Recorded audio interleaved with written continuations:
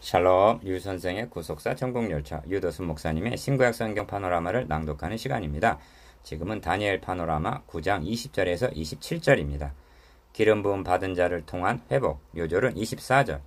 너의 백성과 너의 거룩한 성을 위하여 70일에로 기한을 정하였나니 허물이 마치며 죄가 끝나며 죄악이 영속되며 영원한 의가 드러나며 이상과 예언이 응하며 또 지극히 거룩한 자가 기름 부음을 받으리라. 9장 둘째 문단은 다니엘의 기도에 대한 응답인데 중심점은 다니엘이 간구하는 회복이 어떤 방도로 회복이 되는가를 말씀함에 있습니다. 다니엘의 간구는 첫째가 기어 주의 얼굴빛을 주의 황폐한 성수에 비추소서 한 것이고 17절. 둘째는 니은 주여 들으시고 행하소서 지체지 마옵소서 하고 19절 속히 돌아가게 해달라는 것이었습니다.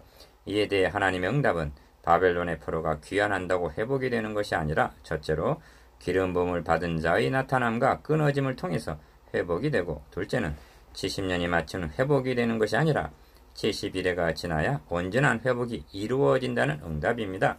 하나님은 주의 얼굴빛을 주의 황폐한 성수에 어떻게 비추셨는가? 예수 그리스도를 통해서 비춰주셨음을 고린도후서 4장 6절 잊지 말아야만 합니다. 이를 두 단원으로 나누어 상고하겠습니다. 첫째 단원 20절에서 24절 기름 부음 받은 자의 등장. 둘째 단원 25절에서 27절 기름 부음 받은 자의 끊어짐. 첫째 단원 20절에서 24절 기름 부음 받은 자의 등장. 내가 이같이 말하여 기도하며 내 죄와 및 내 백성 이스라엘의 죄를 자복하고 내 하나님의 거룩한 산을 위하여 내 하나님 여호와 앞에 간구할 때. 20절 1. 첫째 단원의 중심점은 지극히 거룩한 자가 기름 부음을 받으리라는 데 있습니다. 24절 하반절. 기름은 성령에 대한 상징인데 이사야 선지자는 여호와의 신이 내게 임하였으니 이는 여호와께서 내게 기름을 부으사 가난한 자에게 아름다운 소식을 전하게 하려 하심이라 하고 말씀합니다. 이사야 61장 1절. 이는 기름 부음을 받은 자 곧 그리스도가 오시게 되리라는 예언입니다. 2. 다니엘의 간구는 크게 세 가지로 요약이 되는데 기어 죄는 용서해 주시고 니은 포로는 귀환하여 예루살렘이 재건되도록 회복시켜 달라는 것과 디귿 이를 주 자신과 주의 이름을 위하여 해달라는 것이었습니다. 그런데 죄의 용서와 하나님의 영예의 회복이 포로에서 귀환함으로 되어지는 것이 아니라 기름 부음을 받은 자의 나타남과 끊어짐, 즉 죽으시고 다시 사심을 통해서만이 가능하여진다는 것이 기도응답입니다. 3. 곧 내가 말하여 기도할 때 이전 이상 중에 본 그 사람 가브리엘이 빨리 날아서 저녁 제사를 드릴 때쯤에 내게 이르더니 합니다. 21절. 9장에는 가브리엘 천사가 등장하고 10장에는 미가엘 천사가 등장하는데 10장 21절. 미가엘은 전투하는 임무요, 가브리엘은 기쁜 소식을 전하는 임무입니다. 마리아에게도 가브리엘이 하나님의 보내심을 받아 수태고지를 했습니다. 누가복음 1장 26절.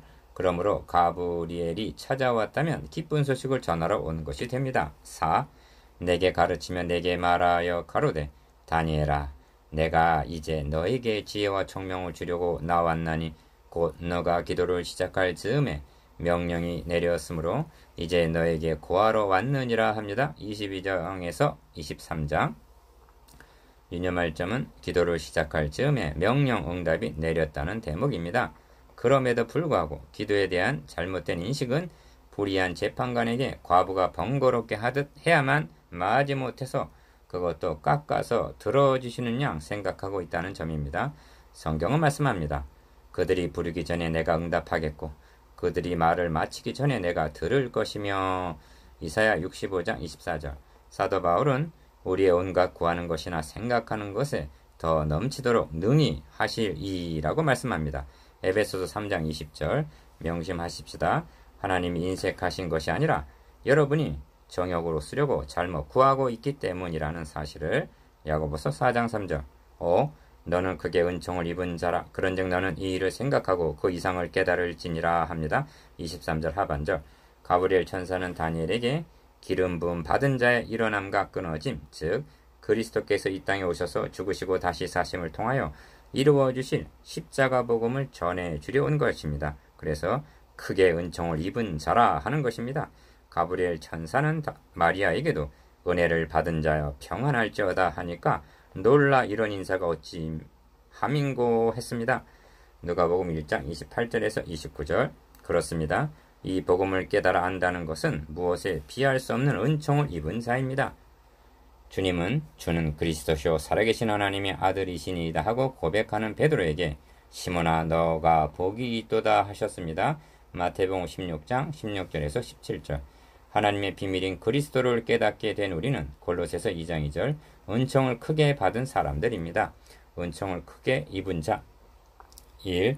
그런즉 너는 이 일을 생각하고 그 이상을 깨달을지니라 하십니다. 23절 하반절. 생각하고 깨달으라 하심을 유념하시기를 바랍니다.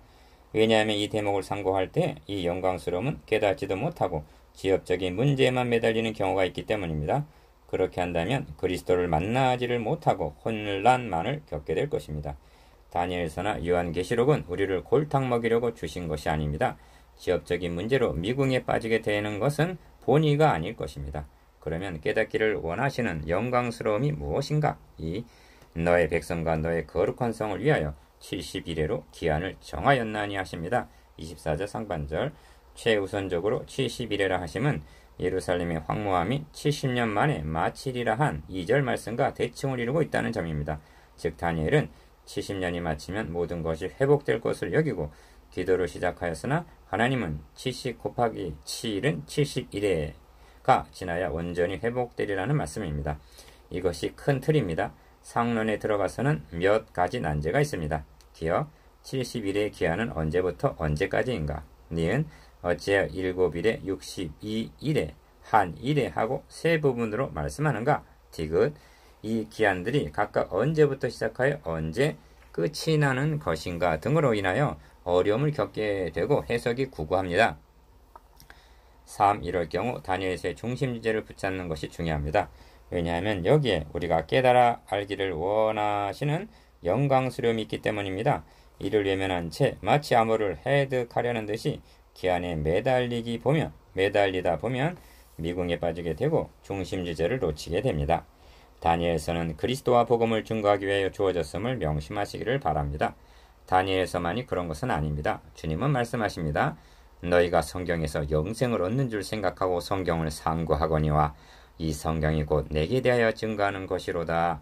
요한복음 5장 39절.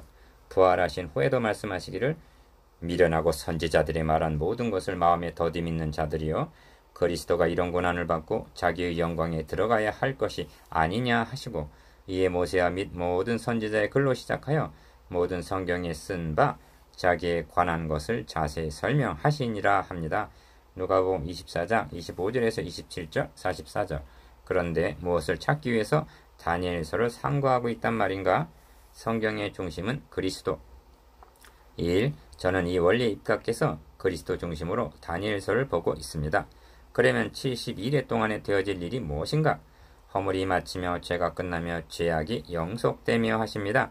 24절 중반절. 9장 1절에서 19절까지 해서 다니엘이 회복하며 자복한 것이 무엇입니까? 기억. 우리는 이미 범죄하여 패역하며 행악하며 반역하여 주의 법도와 규례를 떠나싸우며 5절. 니은 범죄하였음이니이다. 8절 하반절. 범죄하였음이니이다. 11절 하반절. 범죄하였고 악을 행하였나이다 하고 15절 하반절. 구구절절히 죄를 자복했습니다.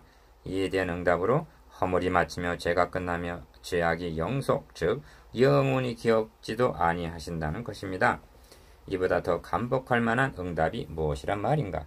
이사야 선지자로 말씀하시기를 나 곧 나는 나를 위하여 너의 허물을 도말하는 자니 너의 죄를 기억지 아니하리라 하십니다. 이사야 43장 25절. 스가랴 선지자를 통해서는 이 땅의 죄악을 하루아침에 제하리라 하십니다. 스가랴 3장 9절. 2. 죄만 영원히 속함을 받게 된다는 것이 아닙니다.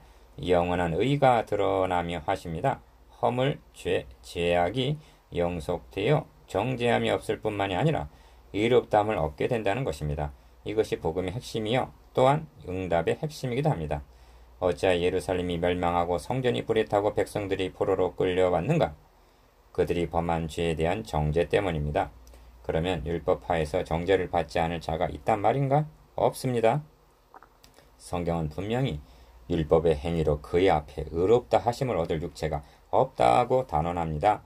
로마서 3장 20절. 그러면 범죄, 정죄, 심판, 소망 없음 이것이 전부란 말인가? 3. 아닙니다. 하나님은 모세에게 율법만을 주신 것이 아니라 성수의 식양도 출애굽기 25장 8절 주셨음을 망각하지 마시기를 바랍니다. 율법을 범하게 되면 흠없는 양을 가지고 성소에 있는 번제단에서 속죄제를 드림으로 죄를 속하도록 해결 방도를 마련해 주신 것입니다. 하나님은 우리가 율법으로 온전함을 얻을 수 없음을 우리보다 더 잘 알고 계십니다. 민수기 15장 22절에서 26절을 보십시오. 여호와께서 모세로 너에게 명한 모든 것을 여호와가 명한 날부터 이후 너희의 대대에 지키지 못하여 회중이 부지 중에 그릇 범죄하였거든 속죄제를 드릴 것이니라 하십니다. 민수기 15장 24절. 4. 이는 재론의 여지가 없는 세상 죄를 지고 가는 하나님의 어린 양 곧 그리스도에 대한 예표였던 것입니다. 그런데 문제는 의식은 행했으나 생명인 메시아 언약을 망각했다는 데 있습니다. 이 점은 오늘날이 더욱 심각하기 때문에 이처럼 열을 올리고 있는 것입니다. 이렇게 된 예배를 가리켜 이 백성의 입으로는 나를 가까이 하며 입술로는 나를 존경하나 그 마음은 내게서 멀리 떠났나니 그들이 나를 경외함은 사람의 계명으로 가르침을 받았을 뿐이라 하십니다. 이사야 29장 13절, 마태복음 15장 8절에서 9절.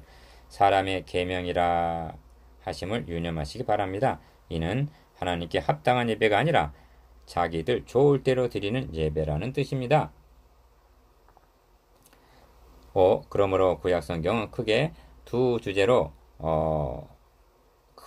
주제를 드러내고 있습니다. 첫째는 전적 타락으로 말미암은 자력구원의 불가능성의 죄입니다. 둘째는 그리스도입니다. 이 두 줄기는 구약성경 전반에 걸쳐 흘러내려오고 있습니다. 그렇게 하다가 여호와께서는 우리 무리의 죄악을 그에게 담당시키셨도다 하고 이사야 53장 6절 십자가에서 만나게 하심으로 청산을 해 주신 것입니다. 구약성경의 두 줄기. 1. 그러므로 가브리엘 천사는 허물이 마치며 죄가 끝나며 죄악이 영속될 뿐만이 아니라 영원한 의가 드러난다는 24절 중반절 복음을 전해주려고 온 것입니다. 이보다 기쁜 소식이 달리 무엇이 있단 말인가? 이것이 중심 주제입니다. 이상과 예언이 응하며 합니다. 24절 중반절 즉 구약성경을 통하여 계시하신 언약, 예언, 모형, 예표 등이 실체로 성취가 된다는 말씀입니다. 이를 달리 표현하면 이 비밀은 만세와 만대로부터 오므로 감추었던 것인데 이제는 그의 성도들에게 나타났다는 것입니다. 골로새서 1장 26절. 이것이 이상과 예언이 응하며의 뜻입니다. 이 엄청난 일이 어떻게 가능해지는가?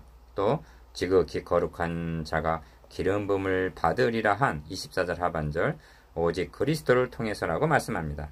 이 다니엘은 바벨론의 포로가 귀환함으로 회복이 되는 것으로 알고 있었으나 하나님은 아니다. 주의 성령이 내게 임하셨으니 이는 가난한 자에게 복음을 전하게 하시려고 내게 기름을 부으시고 나를 보내사 포로된 자에게 자유를 눈먼 자에게 다시 보게 함을 전파하며 눌린 자를 자유케 하고 주의 은혜의 해를 전파하게 하려 하심이라 하신 누가복음 4장 18절에서 19절 사탄의 포로가 돌아와야만 회복이 된다고 말씀하시는 것입니다. 주님은 이 글이 오늘날 너희 귀에 응하였느니라 하십니다. 3. 또 한 가지 다니엘은 예루살렘의 황무함이 70년 만에 마치리라 한 것을 2절 하반절 깨달았다고 했는데 하나님은 아니다. 70 곱하기 7은 71회로 기한을 정했으니 이를 깨달을지니라 하시는 것입니다. 이런 맥락에서 71회가 문자적인 수치라기보다는 베드로에게 70번씩 7번이라도 용서하라 하신과 같은 뜻으로 여겨집니다. 신약의 성도들은 하나님의 정하신 기한에 따라 허물이 마치며 죄가 끝나며 죄악이 영속되며 영원한 의가 드러나며 이상과 예언이 응한 이유를 살아가고 있는 것입니다. 이것으로 족한 것은 아닌가? 그러므로 71회로 고심할 것이 아니라 감사하고 찬양하면서 죄악이 영속되고 영원한 의가 드러난 복음을 자랑해야 할 것입니다. 둘째 단원 25절에서 27절 기름 부음 받은 자의 끊어짐. 그러므로 너는 깨달아 알지니라 예루살렘을 중건하라는 영이 날 때부터 기름 부음을 받은 자 곧 왕이 일어나기까지 7 이레와 62 이래가 지날 것이요 그때 곤란한 동안에 성이 중건되어 거리와 해자가 이룰 것이며. 25절 1. 둘째 단원의 중심점은 기름 부음 받은 자가 끊어진다는 데 있습니다. 이 대목의 핵심은 71회에 있는 것이 아니라 기름 부음을 받은 자에 있음을 명심하시기를 바랍니다. 24절에서는 지극히 거룩한 자가 기름 부음을 받으리라 하고, 25절에서는 기름 부음을 받은 자 곧 왕이라 말씀하고, 26절에서는 기름 부음을 받은 자가 끊어지리라 말씀하므로 초점이 기름 부음을 받은 자에 맞춰져 있음을 놓치지 말아야만 합니다. 이 끊어진다는 것은 죽음을 가리키는데, 이는 이사야 53장 8절에서 그가 곤욕과 신문을 당하고 끌려갔으니 그 세대 중에 누가 생각하기를 그가 산자의 땅에서 끊어짐은 마땅히 형벌받을 내 백성의 허물을 인함이라 하였으리요 한 그리스도의 죽으심을 가리킵니다. 3. 그리고 본문에는 두 왕이 등장합니다. 첫째는 기름 부음을 받은 자 곧 왕이고 25절 중반절, 둘째는 장차 한 왕의 백성이 와서 그 성읍과 그 성소를 회파하려니와 한 26절 중반절 파괴자 왕입니다. 요한복음 12장에 보면 주님께서 나귀를 타시고 예루살렘 성으로 입성하시는 장면이 있는데, 거기에도 두 왕이 등장합니다. 기어 보라 너의 왕이 나귀 새끼를 타고 오신다 한 요한복음 12장 15절 그리스도와 이 세상의 심판이 이르렀으니 이 세상의 임금 왕이 쫓겨나리라 한 사탄입니다. 요한복음 12장 31절 16장 11절 4. 이를 구속사의 맥락에서 보면 너의 후손도 여자의 후손과 원수가 되게 하리니 여자의 후손은 너의 머리를 상하게 할 것이요 너는 그의 발꿈치를 상하게 할 것이니라 하신 창세기 3장 15절 원복음의 연장선상에서 되어지는 일로 여자의 후손과 뱀의 후손의 대결인 것입니다. 기름 부음 받은 자가 끊어지리라 하심이 뱀이 여자의 후손의 발꿈치를 상하게 하는 것이라면 그의 종말은 홍수의 엄몰됨 같을 것이라. 26절 중반절 하심은 뱀이 심판을 당하는 장면이라 하겠습니다. 5. 저는 7장이 다니엘서의 중심장이라 말씀을 드렸습니다만 다니엘서의 심장은 9장 24절에서 26절입니다. 왜냐하면 창으로 찔림을 받은 그리스도의 심장에서 속죄의 피가 흐르고 있기 때문입니다. 뒤에 가서 보게 되겠습니다만 그 피는 많은 사람을 위하여 흘리는 바 나의 피 곧 언약의 피입니다. 마태복음 26장 28절 두 왕의 싸움. 1. 하나님은 이를 이루어 나가시는 중이고 본문을 다룰 때에도 여기에 초점을 맞춰서 해석해야 마땅합니다. 기어 다시 말하면 이스라엘이 범한 죄만이 아니라 원지 하에 있는 모든 허물이 마치며 죄가 끝나며 죄악이 영속되는 것과 니은 바벨론의 포로가 귀환하는 것만이 아니라 사탄의 포로에서 돌아오는 역사가 기름 부음을 받은 자 곧 그리스도의 일어남과 끊어짐 즉 성육신 하셔서 죽으시고 다시 사심을 통해서 가능하여진다는 말씀입니다. 하나님은 홀로 유대인의 하나님뿐이시뇨 또 이방인의 하나님은 아니시뇨 진실로 이방인의 하나님도 되시나니라 합니다. 로마서 3장 29절 2. 이런 일이 70일이라는 함축적인 기간에 이루어지리라는 것입니다. 그런데 이를 7일에 62일에 한 1회라고 세 시기로 구분해서 말씀하는 의도가 무엇일까? 이에 근거하여 재림의 시기를 예언하기도 하고 숫자놀이를 하려고 애써보지만 중심 주제만 약화시키고 혼란과 소동만 일으켰을 뿐 명쾌하게 풀어놓은 사람은 한 사람도 없습니다.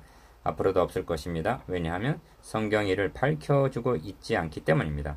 이를 문자적으로 적용하려 든다면 뒤에 나오는 1290일, 1335일은 12장 11절에서 12절 어떻게 적용한단 말인가? 이는 말씀하려는 핵심이 시간표에 있는 것이 아님을 나타냅니다. 3. 71회를 7일에 62일에 한 1회로 세 시기로 나눈 것에 주목할 필요가 있습니다. 선지서들의 예언은 3중적으로 되어 있습니다. 첫째는 선지자 당시요, 둘째는 그리스도의 초림 때요, 셋째는 재림 즉 종말입니다. 이것이 겹쳐져 있습니다. 본문에서도 기업 7일에는 예루살렘을 중건하라는 영이 날 때부터 하고 25절 상반절 선지자 당시에 초점을 맞춰 그들이 귀국하여 재건하는 기간으로 니은 62일에는 기름 부음을 받은 자 곧 왕이 일어나기까지 한 그리스도의 초림에 초점을 맞춰 25절 중반절에 맞춰서 그리스도가 오시기까지 디귿 한 일에는 62일의 후에 기름을 받은 자가 끊어져 없어질 것이며 한 26절 상반절 주님의 고난으로부터 다시 오시기까지의 기간으로 대별할 수가 있습니다. 4. 그런데 많은 분들이 한 이래를 재림 직전의 7년으로 여기고 있습니다. 그렇다면 62일에와 한 이래, 즉 26절과 27절 사이에는 엄청난 지금 현재로도 2000년이 넘는 공백이 있게 됩니다. 그런데 본문에는 그런 암시조차 없다는 것입니다. 이는 너무나 무리를 가하는 해석이 됩니다. 그리스도의 고난으로부터 끊어짐, 재림까지의 기간을 어찌하여 한 이래라 말씀했을까? 계시록에는 주님이 오른손에 7뼈를 붙잡고 7금 촛대 사이에 다니시는 이로 계시록 2장 1절 7이 강조되어 있는데 이는 문자적인 7이 아닙니다. 그러니까 7뼈 7금 촛대로 상징된 지상의 모든 교회는 한 1의 7절 동안을 살아가면서 주님의 재림을 기다리고 있다는 말씀이 됩니다. 7일에 62일에 1일에 1. 장차한 왕의 백성이 와서 그 성읍과 성소를 회파하려니와 그의 종말은 홍수의 엄몰됨 같을 것이며 또 끝까지 전쟁이 있으리니 황폐한 것이 작정되었느니라 합니다. 26절 한 왕의 백성이 와서 그 성읍과 성소를 회피한다는 예언이 기억 로마군에 의해 예루살렘이 또다시 멸망당할 것으로 성취되었으나 니은 그의 종말은 홍수의 엄몰됨 같을 것이며 한 것은 종말적인 예언입니다. 그러니까 주님의 성천으로부터 다시 오시기까지 되어질 일을 함축하는 묘사를 할 수가 있습니다. 왜냐하면 한 왕은 종말적인 적그리스도 예표이기 때문입니다. 2. 그가 장차 많은 사람으로 더불어 한 이래 동안의 언약을 굳게 정하겠고 합니다. 27절 상반절 언약을 굳게 정한다는 그가 누군가 기억 적그리스도로 보는 견해와 니은 기름 부음을 받은 자 곧 그리스도로 보는 상반된 견해로 갈라지고 있습니다. 이처럼 논란이 되고 있다는 것은 장점과 약점을 동시에 내포하고 있기 때문입니다. 그렇다면 저는 앞에서 누누이 말씀드린 대로 그리스도 중심으로 보자고 합니다. 그 결정적인 이유는 언약을 굳게 정하겠고 한 언약 때문입니다. 3. 그를 적그리스도로 볼 경우 누구와 누구 사이에 한 이래의 언약을 맺는다는 말인가 하는 문제가 대두되는데 기억 세대주의적인 해석은 종말에 세워질 신생 로마에서 적그리스도가 나타나 유대인들과 언약을 맺게 된다고 주장을 합니다. 그렇게 되면 니은 한 이래를 그리스도의 재림 직전의 7년으로 보아야 하는데 이것이 성경의 지지를 받지를 못하고 디귿 계시록의 해석이 유대인 중심이 되어 완전히 뒤틀리게 되기 때문입니다. 4. 그를 그리스도로 보게 되면 언약을 굳게 정한다는 것은 주님께서 잡히시던 밤에 이 잔은 내 피로 세우는 새 언약이니 곧 너희를 위하여 붓는 것이라 하신 누가복음 22장 20절의 말씀과 부합하게 됩니다. 그리고 이 새 언약은 예레미야 선지자를 통해서 보라 날이 이르리니 내가 이스라엘 집과 유다 집에 새 언약을 세우리라 하신 예레미야 31장 31절 예언의 성취이기도 합니다. 그러니까 한 일에는 그리스도께서 많은 사람들과 언약을 굳게 정하신 새 언약의 기간 곧 초림으로부터 재림까지의 기간이라는 말씀이 됩니다. 5. 다니엘서에는 언약이란 말이 6번 등장하는데 모두가 하나님과 결부되어 있고 사탄은 이를 파괴하는 자로 등장을 합니다.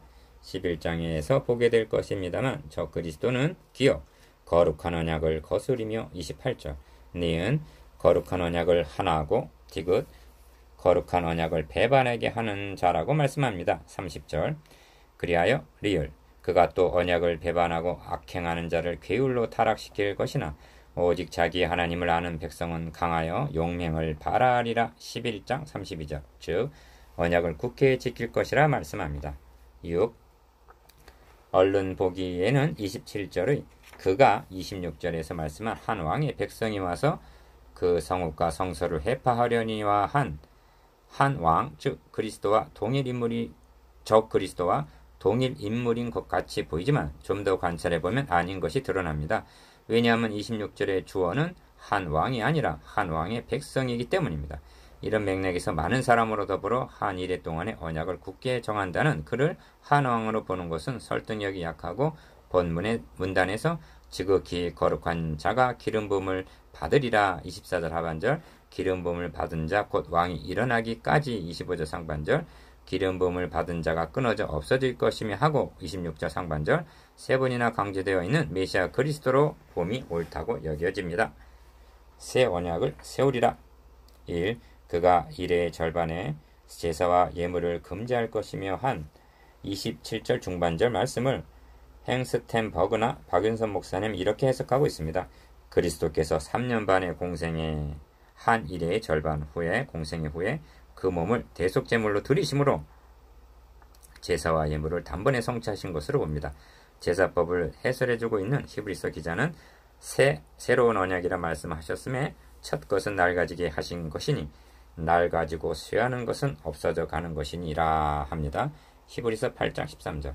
그러므로 제사와 예물은 육체의 예법만 되어 개혁할 때까지 맡겨둔 것이니라. 히브리서 9장 10절. 첫 것을 피하시면 둘째 것을 세우려 하심이니라 합니다. 히브리서 10장 9절. 이것이 맞는다면 후 3년 반은 계시록에서 말씀하고 있는 기여 교회가 박해를 당하는 기간 계시록 11장 2절, 니은 증가하는 기간 계시록 11장 3절, 디귿 양육받는 기간 계시록 12장 6절 등과 부합하게 됩니다. 이처럼 제사제도가 실제로 개혁이 된 후에는 폐하해졌고 그리스도를 배척한 예루살렘 성전은 더 이상 성전이 아니라 또 잠포하여 미운 물건이 날개를 의지하여 설 것이며 또 이미 정한 종말까지 진노가 황폐케 하는 자에게 쏟아지리라는 것입니다. 27절 하반절. 여기 미운 물건이 설 것이라 말씀하는데 하나님의 아들을 십자가에 못을 박아 죽이고 부활하는 도전함을 대적한 성전은 성전이 아니라 미운 물건이 서 있는 사탄의 사령부가 되었음을 사도행전에서 보게 됩니다. 3. 어떻든 한 일의 기간은 매우 어려운 기간인 것입니다. 어렵다는 것은 복음을 보수하며 믿음을 지켜나가기가 어렵다는 말씀입니다. 기독교 2000년사를 보십시오. 복음의 빛을 발한 기간은 초대교회와 종교개혁 직후의 짧은 기간뿐이었습니다. 얼마나 어려우냐 하면 12장 7절에서는 반드시 한때, 두때, 반때를 지나서 성도의 권세가 다 깨어지기까지 라고 말씀합니다. 이는 많은 사람의 사랑이 식어지고 변절하고 배신하게 될 것을 가리킵니다. 4. 주님께서도 내가 너에게 이르노니 속히 그 원한을 풀어주리라. 그러나 인자가 올 때 세상에서 믿음을 보겠느냐 하셨습니다. 누가복음 18장 8절. 그러나 어느 시대나 은혜로 택하심을 따라 남은 자는 있기 마련이고 로마서 11장 5절. 환난의 기간은 우리의 잠시 받는 환난에 경한 것이 지극히 크고 영원한 영광에 중한 것을 우리에게 이루게 함이니 한 고린도후서 4장 17절. 한정된 잠깐의 기간이라는 것입니다. 5. 한 가지 부원해야 할 점은 9장 끝의 반응이 7장이나 8장과는 다르다는 점입니다. 7장의 이상을 본 다니엘은 중심이 번민하고 낯빛이 변했다고 말하고 7장 28절, 8장에서는 혼절하여 수위를 알았다고 말씀하고 있는데 8장 27절, 9장에서는 참회하는 기도를 올렸으면서도 이런 언급이 없습니다. 왜냐하면 다니엘은 죄악이 영속될 것이라는 복음을 들었기 때문일 것입니다. 다니엘은 이를 깨달은 것이 분명합니다. 23절 하반절, 25절 상반절. 여러분도 확신하는 가운데 거하게 되었습니까? 6. 이제 묵상해 보겠습니다. 기억. 다니엘의 두 가지 간구와 하나님의 응답에 대해서. 니은 두 왕의 등장에 대한 구속사적 의미에 대해서. 디귿 70일에라 말씀한가 이를 새 시기로 나눈 의도에 대해서. 리을 9장에 나타난 복음의 요소들에 대해서.